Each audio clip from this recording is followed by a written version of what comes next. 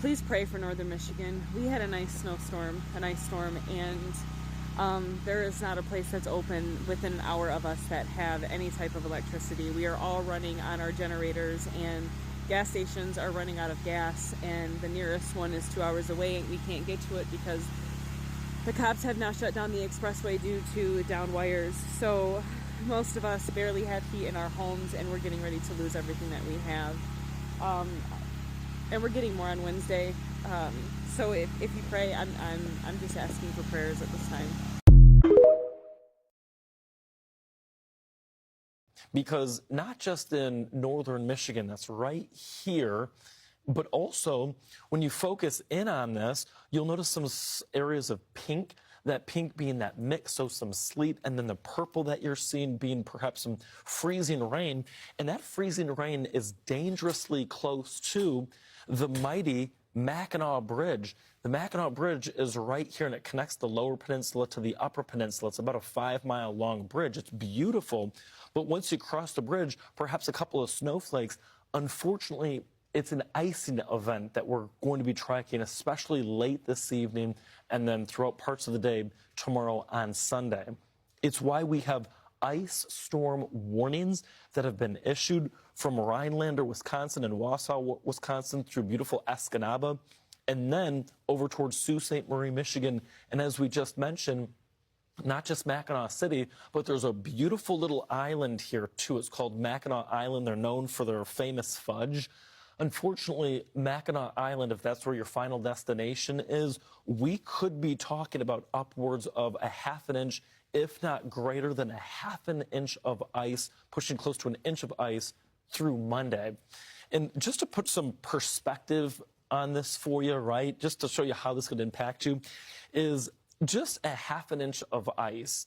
And I know that we have a stat somewhere on this. I have to double check it, but I think it's a ½ an inch of ice over a power span can add hundreds of pounds to that power line, upwards of 200 to 300 plus pounds of weight to a power line.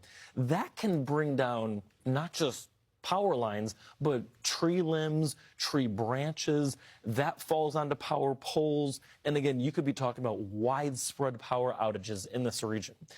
What I want you to pay attention to real quick is the fact that I'm going to kind of highlight, let me use the other one. I'm going to highlight this area, and notice where the pink is. That's that mixed bag of precip. Look at how long this lasts.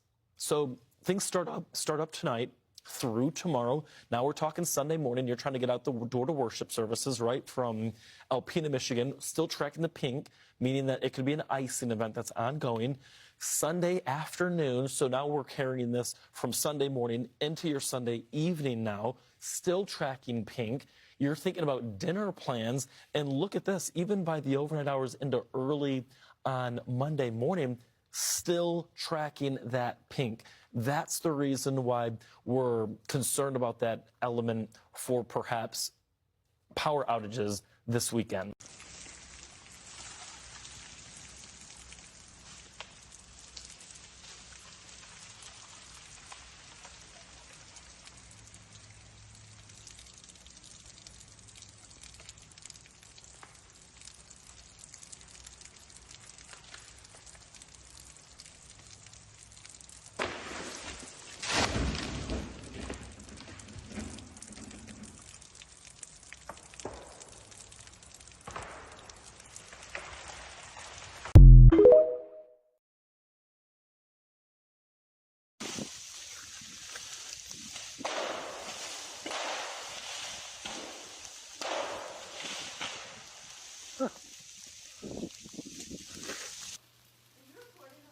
Yeah, it's gonna fall in the house.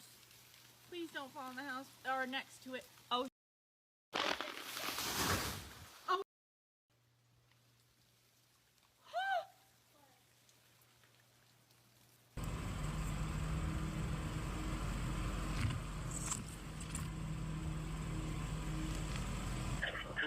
Never gonna happen again. We might as well get some document. I know, I just don't want these trees to fall on your truck.